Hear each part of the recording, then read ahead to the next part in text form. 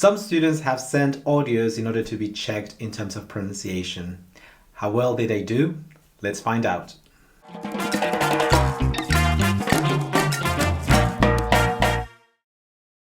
Hola, my name is Carlos and I'm your Spanish as a foreign language teacher. This is a very special video because I will be analyzing the pronunciation of some students of Spanish. They have asked for comments to be made about their accents and pronunciation and also for advice if it's needed. Now, before we start with the audios, I want to say that accents are not a problem because we all have an accent when we speak. For example, myself, I have a Mexican accent mixed a little bit with British and American when I speak English. And that's okay, as long as you guys can understand. It's not perfect, but it works for me. So if you are a Spanish learner, your accent is not a problem. What it could become problematic is the pronunciation. If you are mispronouncing words and this is interfering with communication, this is what it needs to be tackled. So let's listen to the first audio a student kindly sent and then let's talk about it. Let's go. Mi familia no es muy grande, somos solo 4 personas, mi padre, mi madre, mi hermana y yo. También tenemos un perro.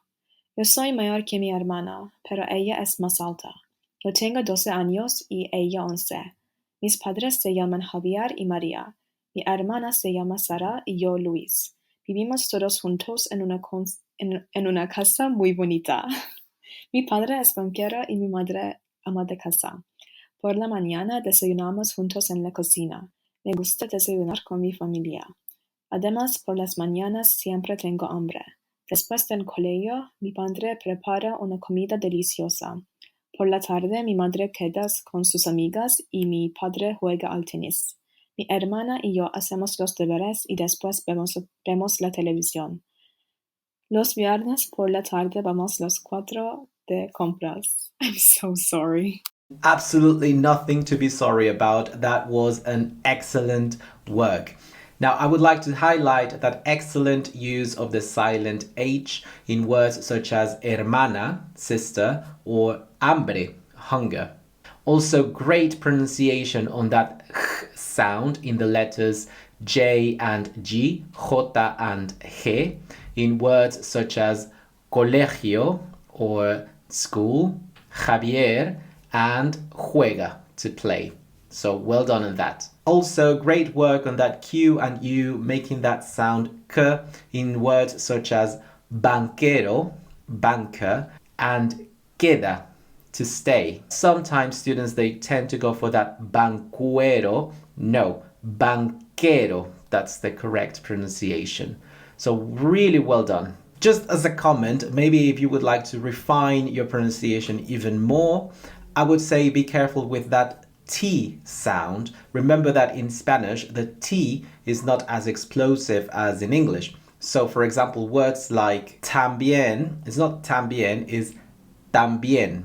Also, tarde, evening, tengo, I have. So just go with that softer T to make it sound a bit more natural. But excellent work, well done, congratulations. Orgullo y prejuicio, capítulo 1. Es una verdad mundialmente reconocida que un hombre soltero, poseedor de una gran fortuna, necesita una esposa. Sin embargo, poco se sabe de los sentimientos, opiniones de un hombre de tales condiciones cuando entra a formar parte de un vecindario.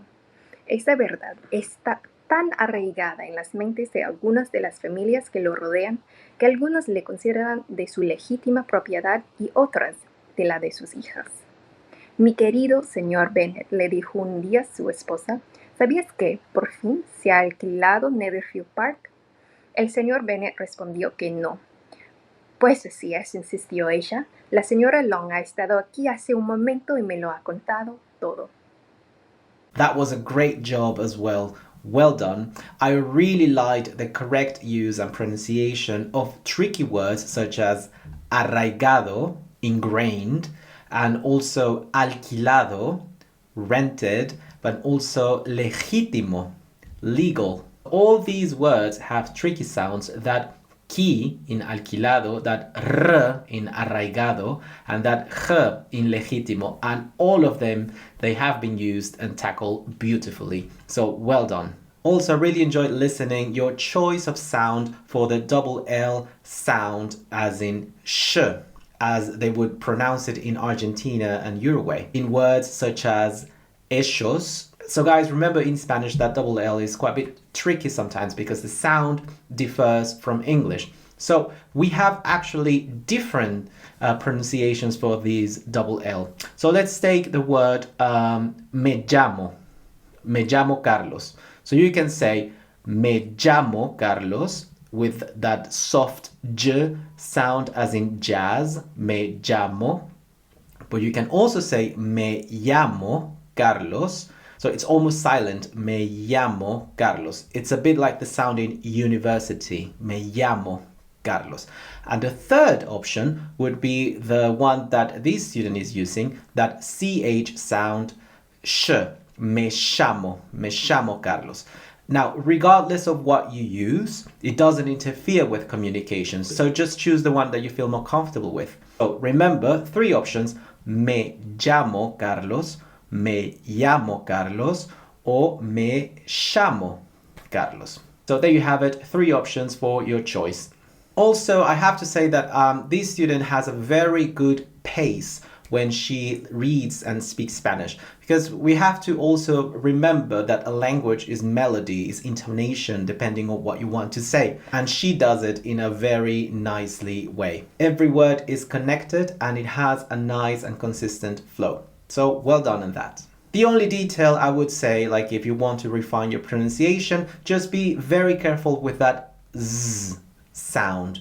In Spanish, we do not have that sound, and we don't have it especially when you have the connection between S and a vowel. For example, in the sentence, es una verdad, that S needs to be pronounced as a normal S sound.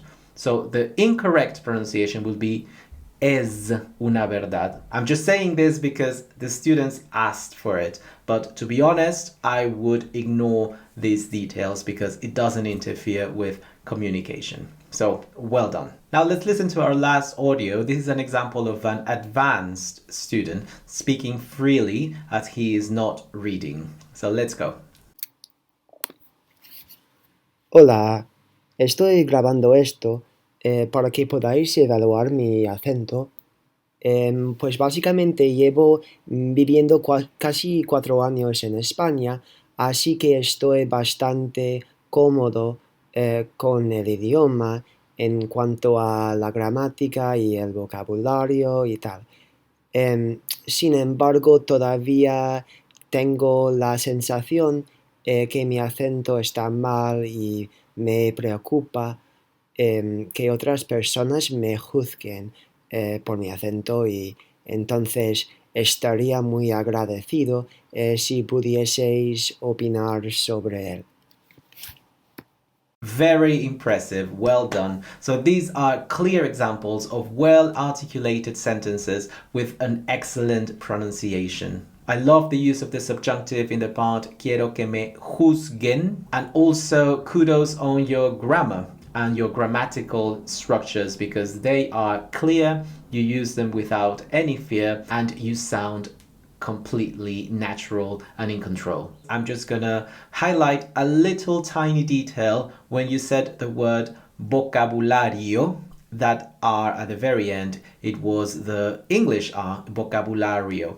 But as I said again, this is not a problem. This is an accent and it doesn't interfere with communication at all. And I'm just saying this because they asked for it. So congratulations on your Spanish. You're doing really well. So thank you again for the students allowing us to have access to these audios. I think it's very encouraging to see how people enjoy learning this beautiful language that Spanish is. And if you would like me to analyze and read your pronunciation, please send me an audio to my email. It would be my pleasure to do this for you. Don't forget to subscribe, like, and share this video. And if you have any questions or comments, you can leave them below. I will see you next time and I wish you a happy learning. Bye bye. Adios.